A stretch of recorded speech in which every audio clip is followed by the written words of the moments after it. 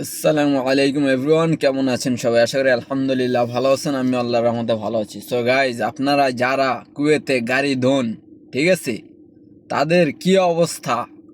আমি তো ভাই কি রকম দুঃখের কথা, এই দেখেন শীতের ঠেলায় এই যে একটা, এই দুইটা, এই তিনটা পরে আছি, তারপরেও মনে করেন ঠান্ডা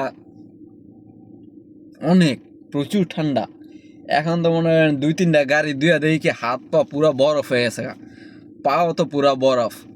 এখন আমার দুই তিনটা গাড়ি দুই এই অবস্থা, আর মানুষ 30টা 40টা গাড়ি কেমনে দোয় ভাই? তা আপনারা যারা 30টা 40টা গাড়ি দোন, এখন কি গাড়ি ছেড়ে দিচ্ছেন নাকি এখনো দুইতাছেন? হ্যাঁ, মানে কেমনে কি ভাই, কিভাবে করেন এত কষ্ট? মানে জীবন যৌবন তো নষ্ট হইতেছে বিদেশে। হ্যাঁ, শরীর স্বাস্থ্যের দিকে একটু খেয়াল করেন ভাই। কাদের জন্য এত পরিশ্রম? হ্যাঁ, এই মনে করেন যাদের জন্য খাওয়াইতেছেন, এই ভবিষ্যতে ছেলে মেয়ে পোলাপাইন, হ্যাঁ, আপনার দেয় কিনা না দেয় তার ঠিক ঠিকানা আছে? নিজের তো একটা জীবন নাকি? একটু ঘুরেন ফিরেন, আনন্দ করেন। হ্যাঁ, টাকা কামাইতে কামাইতেই বুড়ো হয়ে যাবেন গা। পরে এই টাকা আপনার ছেলেমেয়েরা ভোগ করবো।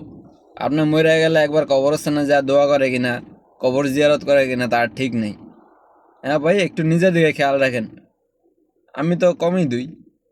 হ্যাঁ, আর আমার তো এখনো ফ্যামিলি নাই, এই জন্য আমি একটু খাটতে চাইতেছি যে হ্যাঁ একটু পরিশ্রম করি। ভবিষ্যতে ফ্যামিলি হইব, তখন পরিশ্রম করা কমাই দেবো, তখন নিজের খেয়াল রাখবো বেশি। আসসালামু আলাইকুম।